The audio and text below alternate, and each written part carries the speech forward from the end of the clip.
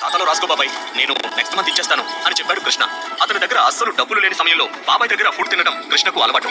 సరే అలాగే రాసుకుంటానులే, కానీ మీకు ఇంకొక నెలలో మ్యాజిక్ ఎగ్జామ్స్ ఉన్నాయనుకుంటా కదా, బాగా చదువుకున్నావా? నువ్వు కష్టపడి చదివి మంచి మెజిషియన్ కావాలి కృష్ణ అని నవ్వుతూ చెప్పగానే బాబాయ్ మాటలు విని కృష్ణ ఒక్కసారిగా షాక్ అయిపోయాడు. అతను క్వశ్చన్ మార్క్ ఎక్స్ప్రెషన్ పెట్టి మనసులో ఏం చెప్తున్నాడు ఈయన? మ్యాజిక్ ఏంటి, మెజిషియన్ ఏంటి? మేబీ బాబాయ్ నార్మల్ ఎగ్జామ్స్ గురించి చెప్పుంటాడు. బై మిస్టేక్ నేను తప్పుగా విన్నానేమో అనుకుని సరేనని తల ఊపాడు. లాస్ట్ నైట్ కృష్ణ చాలా ఎక్కువగా నిద్రపోవడం వల్ల అతనికి బాగా మత్తుగా ఉంది. ఎన్నో సంవత్సరాల జర్నీ చేసినట్టు రాత్రి కల రావడం, నిద్ర లేచేసరికి జీవితకాలం మొత్తం గడిచిపోయినట్టు అనిపించడం, ఇంకా చెప్పాలంటే తూర్పేది పడమరేది ఉత్తరం దక్షిణ ఇవన్నీ ఎక్కడ ఏ వైపు ఉన్నాయో కూడా తెలియనంత భారంగా మెదడు పనిచేస్తోంది. దేని గురించో ఆలోచిస్తూ టిఫిన్ సగం తినేసరికి కృష్ణ తన పక్కన ఎవరో కూర్చున్నట్టు అనిపించి తల తిప్పి చూశాడు.